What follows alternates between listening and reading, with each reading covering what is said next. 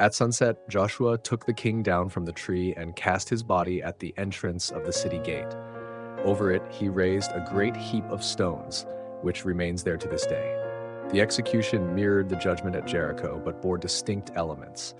A public hanging on a tree, followed by the body being thrown at the city gate, an honored location.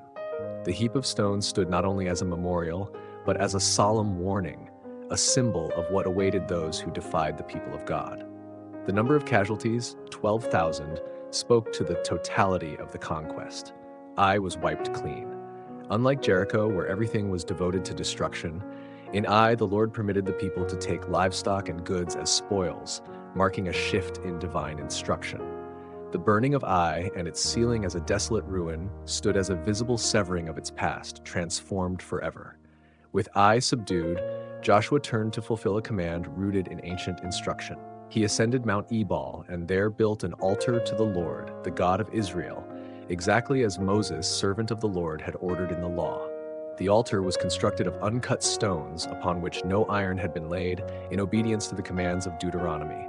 This was no minor detail. The purity of the stones, untouched by human tools, signified a deep adherence to God's holiness.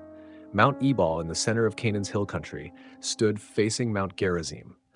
Together, they framed a place of covenant renewal, a sacred backdrop for a nation about to root itself in the land promised to its ancestors. There, before the gathered tribes, Joshua inscribed the law of Moses on the stones. Then, as the Ark of the Covenant was stationed between them, with Levitical priests bearing it, the entire nation, elders, leaders, judges, and people, divided themselves into two vast groups. One stood before Mount Gerizim, the other before Mount Ebal, in solemn alignment with the instructions Moses had given for the declaration of blessings and curses. Joshua read aloud every word of the law, leaving nothing omitted, speaking not only to the men, but also to the women, the children, and even the foreigners dwelling among them. This was not a mere ceremony. It was a covenant redeclared, a sacred moment when the identity of the people was reaffirmed, not by conquest, but by obedience to divine law. The setting was Shechem, nestled between the twin mountains, a site steeped in patriarchal history. Yet on that day, it became more than a geographical landmark. It became the place where Israel collectively pledged their allegiance, not merely to a military campaign, but to a moral and spiritual calling. The law, etched in stone, spoken in the hearing of all, was a declaration. The land would be won not just by sword, but by faithfulness. But as one chapter closed, another threat loomed. News of Israel's triumph swept west of the Jordan, unsettling kings across hills, plains, and coastlines, all the way to Lebanon. Kings of the Hittites, Amorites, Canaanites, Perizzites, Hivites, and Jebusites. Each heard the reports. Alarmed by the collapse of both Jericho and Ai, they set aside their tribal rivalries to form a coalition. No longer would Israel face isolated cities, now they would confront a united front. The nature of the war was shifting, from fragmented resistance to coordinated defense. Yet not all responded with armies. In Gibeon, the people saw clearly the writing on the wall. Rather than meet destruction head-on, they turned to subterfuge. They crafted a plan. Delegates were sent forth, their donkeys burdened not with wealth, but with old tattered sacks and wineskins cracked and patched. Their feet were clad in worn sandals, their clothing was ragged, their bread dry and moldy. All this was intentional, every detail curated to support their claim. They had come from a distant land. They arrived at Gilgal, where Israel was encamped, and spoke to Joshua. "We have come from a far country," they said. "Make a treaty with us." In truth, they lived nearby, but their clever disguise aimed to blur that fact. They knew the laws that governed Israel's conquest. They knew the Lord had commanded the destruction of all Canaanite peoples. By pretending to be outsiders, they hoped to find mercy.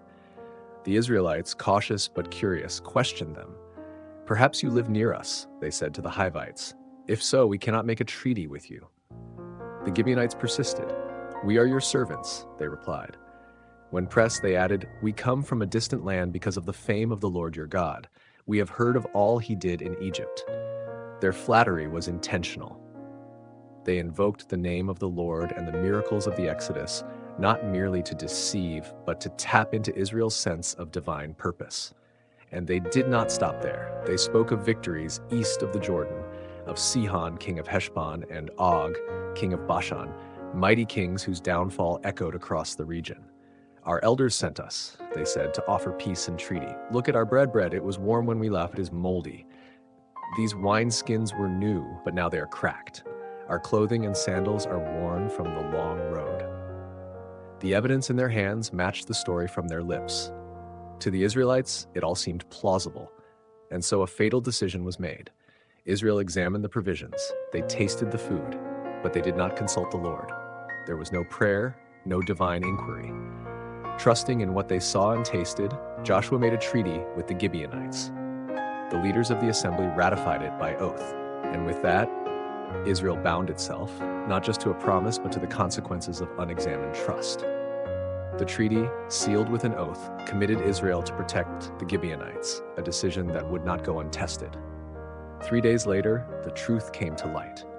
Word spread, the Gibeonites were not foreigners from a far land, but neighbors. Residents of nearby cities like Gibeon, Kephirah, Beeroth, and Kiriath Jearim, all within reach of a 3-day journey. The deception stood exposed, and with it a crisis of trust. Anger rippled through the Israelite camp. The people murmured against their leaders, questioning how they could be so easily deceived. But the leaders stood firm. They had made an oath before the Lord, the God of Israel. To break it now, even in light of deception, would be to incur divine wrath. So they chose a path of judgment tempered by mercy. The decision was servitude. The Gibeonites would live. But as woodcutters and water carriers for the entire community, bound in labor to the service of Israel. When summoned before Joshua, he confronted them directly. "Why did you deceive us?" he asked. "You said you were from far away, yet you live among us." Then he pronounced their fate, a curse, not of death, but of perpetual service. They would labor for the house of God, their freedom exchanged for survival. To their credit, the Gibeonites accepted their fate. "We were told," they said, "how your God commanded Moses to give you this land and destroy its inhabitants. We feared for our lives. Do with us what you deem right." And so it was done. Joshua spared them, appointing them to provide for the altar of the Lord. In serving the sanctuary, they found a strange redemption, forever tied to Israel's worship. Their deception transformed into devotion. But their actions had consequences beyond Israel's camp. The king of Jerusalem, Adoni-Zedek, learned of Gibeon's alliance with Joshua. Alarm spread quickly. Gibeon was not just any city, it was large, with seasoned warriors. Its defection to Israel was a threat. Adoni-Zedek acted swiftly, forming a coalition with the kings of Hebron, Jarmuth, Lachish, and Eglon. 5 kings, 5 armies, one purpose: to punish Gibeon and intimidate Israel. Under siege, the Gibeonites sent an urgent message to Joshua at Gilgal. "Do not abandon your servants. Come quickly. Save us." Though they had deceived Israel, the oath still bound Joshua. He responded not with hesitation, but with resolve. He led his entire army, his best warriors, and marched through the night. The Lord's voice came with assurance. "Do not be afraid. I have delivered them into your hands. Not one shall stand against you." Encouraged, Joshua struck at dawn. The battle erupted at Gibeon, and the Lord intervened. Confusion descended upon the Amorite armies. Israel pursued them relentlessly, cutting them down along the road from Beth-horon to Azekah and Makkedah. Then, as they fled, the sky darkened, not with clouds, but with judgment. From above, the Lord hurled great hailstones. More died from the hail than from Israel's sword. Nature itself fought for Israel. Still, the day was not long enough. Joshua stood before the Lord and the people and prayed a bold prayer. "Sun, stand still over Gibeon. Moon, over the valley of Aijalon." And it did. The sun halted in the sky, the moon paused, and day stretched onward until Israel had triumphed. Never before nor since had the Lord heeded a human voice in such a way. It was not merely a military victory. It was divine intervention on a scale beyond imagination. The pursuit continued, the 5 kings, having fled the battlefield, hid in a cave at Makkedah. When Joshua was told, he ordered the cave sealed with large stones and guards posted. "Do not stop," he commanded. "Keep chasing. Strike them from behind. Do not let them reach their cities." And so the army pressed on, dealing a decisive blow. When the pursuit ended, Joshua returned to the cave. He had the 5 kings brought out and summoned his commanders. "Place your feet on their necks," he told them. They obeyed. Do not be afraid or discouraged, be strong and courageous. This is what the Lord will do to all your enemies. Then Joshua executed them, hanging them on trees until evening. At sunset he gave the order. Their bodies were removed and cast into the cave, sealed again with stones, the memory of judgment preserved in stone and silence. This was only the beginning. From Makkedah, Joshua led the army to Libnah. It fell. Then to Lachish. It fell. King Horam of Gezer came to aid Lachish. He fell. Next came Eglon, then Hebron, then Debir. Each city was taken, each king defeated, each population destroyed. The Lord was with Israel. The southern campaign swept across the land like fire, leaving no survivors, just as God had commanded through Moses. The victories were not Joshua's alone. They were the Lord's. Every conquest, every fallen king, every sealed cave or burned city, each act bore the signature of divine sovereignty. The land was being purified, reshaped for a people bound not only by law and oath, but by obedience to the living God. The kings had hidden, but their refuge became their prison. Joshua ordered the cave sealed with large stones, sent men to guard it, and pressed on with the battle. His command was clear: do not pause, pursue the enemy, strike them from behind, and prevent their return to fortified cities. The pursuit was relentless. Israel's victory was total, and when the dust settled, the army returned safely to Makkedah. Not a voice rose against them, only the silence of triumph. Joshua then summoned the 5 kings from their stone prison: Jerusalem, Hebron, Jarmuth, Lachish, and Eglon, once mighty rulers, now captives. Before the assembled warriors, Joshua called his commanders forward. "Place your feet on the necks of these kings," he said. One by one, they obeyed. It was more than ritual, it was a proclamation of dominion. "Do not fear, do not be discouraged, be strong and courageous," Joshua declared. "This is what the Lord will do to all your enemies." And then he put the kings to death. Their bodies were hanged on trees until evening, visible to all, a sign of finality. At sunset, the corpses were cast back into the cave, the entrance sealed once more with stones that remained as a silent monument to divine justice. But there was no rest. The campaign surged forward. That same day, Joshua captured Makkedah, putting its king and all its people to the sword, sparing none. Then on to Libnah. Same judgment, same result. From Libnah, they marched to Lachish, took it, and destroyed it. Horam, king of Gezer, came to assist Lachish, but he too fell. From there to Eglon, its villages, its king, all wiped out, and then Debir, taken, its people annihilated. The destruction was absolute, the pattern relentless: conquest, judgment, eradication. City after city fell, king after king silenced, and through it all, the Lord gave Israel the victory. The southern campaign reached its climax. Joshua subdued the entire region, the hill country, the Negev, the western foothills, and the mountain slopes. All their kings, all who breathed, destroyed without mercy as the Lord had commanded. From Kadesh Barnea in the south to Gaza on the coast, and from the region of Goshen to Gibeon in the center, the land bowed beneath the weight of judgment. One campaign, one unwavering force, one divine will guiding Israel's sword. Then the army returned to Gilgal, the covenant camp, carrying the silence of conquest with them. Yet the war was not over. News of Israel's dominance reached the north.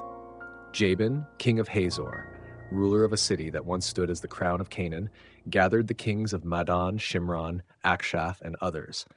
They came with horses and chariots, a vast army like the sand on the shore. They encamped at the waters of Merom, united in defiance. But the Lord again spoke to Joshua: "Do not be afraid. By this time tomorrow I will hand them over to you, slain." And so Joshua struck. With speed and surprise, Israel descended on the northern coalition. The Lord gave them into Israel's hands. There were no survivors. As commanded, Joshua hamstrung their horses and burned their chariots, symbols of Canaanite might reduced to ash. Israel was not to rely on horses or iron, but on the God who led them. The conquest expanded. Joshua turned back and captured Hazor itself. Its king was slain. The city burned. Every royal city that stood in the north was taken, each king put to the sword. Total destruction reigned, as Moses had once been commanded, and as Joshua, the faithful servant, now fulfilled. Nothing was left undone. Every divine directive carried out, every command completed. A summary of Israel's conquest begins to unfold. Joshua took the entire land, the hill country, the Negev, Goshen, the western foothills, the Arabah, and the mountains of Israel. From Mount Halak in the south to Baal Gad in the valley of Lebanon below Mount Hermon, Joshua's reach extended. Kings were captured and executed, their cities subdued. And why? Because the Lord himself hardened the hearts of Israel's enemies so that they would resist and in their resistance be destroyed. God's will unfolded even in the rebellion of the wicked. Then came the shift from conquest to inheritance. Joshua had grown old, but the Lord reminded him, "There is still much land to be taken. I will drive them out. You are to assign this land to Israel as an inheritance." The sword gave way to the lot. The division of the land began. Eleazar the priest, Joshua son of Nun, and the heads of Israel's tribes gathered. By lot, they assigned the remaining territory, 9.5 tribes, as Moses had instructed. What had been promised was now distributed. God's covenant moved from promise to possession. The heads of the tribal clans of Israel gathered, and their inheritances were assigned by lot to the 9.5 tribes, just as the Lord had commanded through Moses. The process, overseen by Eleazar and Joshua, was conducted with fairness and reverence. The land long promised now passed into the hands of the people. In the midst of this, Caleb's voice rose. He came before Joshua with a bold request. "You remember," he said, "what the Lord said to Moses about you and me at Kadesh Barnea. Here I am today, 85 years old, and I am still as strong as the day Moses sent me out. I am just as vigorous to go out to battle now as I was then. Now give me this hill country that the Lord promised me that day. If the Lord is with me, I will drive them out just as he said." His words rang with unwavering faith and warrior's spirit. At 85, Caleb still bore the fire of promise. And so Hebron was given to him, an inheritance not merely of land but of fulfilled loyalty. The allotments continued. Judah received its territory, its boundaries carefully described. The sons of Joseph, Ephraim and Manasseh, were also assigned their portions. Yet the Josephites protested. The land was too small. Joshua challenged them not with more land, but with courage. "Clear the forested hills," he said. "Drive out the Canaanites, though they have chariots fitted with iron and though they are strong." The inheritance was not simply handed over, it required faith and labor. Then, at Shiloh, the tabernacle of the Lord was set up, a holy center amidst the people. The remaining land was surveyed and divided by lot. Tribe by tribe, boundary by boundary, the inheritance of the Lord was distributed. What had once been promise and battle was now order and settlement. To the east of the Jordan, the tribes of Reuben, Gad, and half of Manasseh had already received their inheritance. Their duty had been fulfilled. They had fought beside their brothers. Now Joshua released them to return home. He blessed them and sent them away with great wealth: livestock, silver, gold, bronze, and iron. Their obedience had secured both land and honor, but peace did not come without peril. As the eastern tribes returned, they built a great altar near the Jordan. When the western tribes heard of it, alarm spread. They gathered for war, fearing idolatry and rebellion. The memory of Peor, of Achan's sin, still burned within them. Phinehas and the tribal leaders went to confront them. The confrontation was tense, but the eastern tribes answered with clarity. "This altar is not for burnt offerings or sacrifices. It is a witness between us and you that we too worship the Lord. We feared that in days to come, your descendants might say to ours, 'You have no share in the Lord.' This altar stands as testimony between us that the Lord is God." Their explanation disarmed suspicion. The Western leaders relented. The altar was named a witness between us that the Lord is God. A war was averted, unity restored. In time, Joshua grew old. His voice slowed, but his wisdom deepened. He summoned all Israel, elders, leaders, judges, officials. He reminded them of the Lord's faithfulness. "You have seen all that the Lord your God has done for you. Be very strong. Keep and obey all that is written in the book of the law of Moses. Do not associate with these nations. Do not intermarry. Cling to the Lord your God." He warned them, if they turned away, the Lord would no longer drive out the nations before them. Obedience was not optional. It was the condition of their dwelling in the land. Then at Shechem, Joshua gathered the tribes once more. He recounted the history of redemption from Abraham's call through Egypt's deliverance to the conquest of Canaan. God had done it all. And then he issued a challenge. "Choose this day whom you will serve, whether the gods your ancestors served beyond the Euphrates or the gods of the Amorites in whose land you dwell." But as for me and my house, we will serve the Lord." The people responded with one voice, "We too will serve the Lord." And Joshua made a covenant with them that day. He wrote these words in the book of the law of God. He took a large stone and set it up under an oak tree near the holy place. "This stone," he said, "will be a witness against us. It has heard all the words the Lord has said to us. It will be a witness against you if you are untrue to your God." Then the time came. Joshua, son of Nun, the servant of the Lord, died at the age of 110. He was buried in the land of his inheritance at Timnath-Serah in the hill country of Ephraim. And the bones of Joseph, which the Israelites had brought up from Egypt, were buried at Shechem in the land Jacob had bought. Eleazar the priest, son of Aaron, also died and was buried at Gibeah. The conquest had ended. The land had been divided. The promises had been fulfilled. The leaders had passed, but the covenant remained, etched in stone, sealed in oath, spoken from father to son, and the land rested for a time beneath the watchful eye of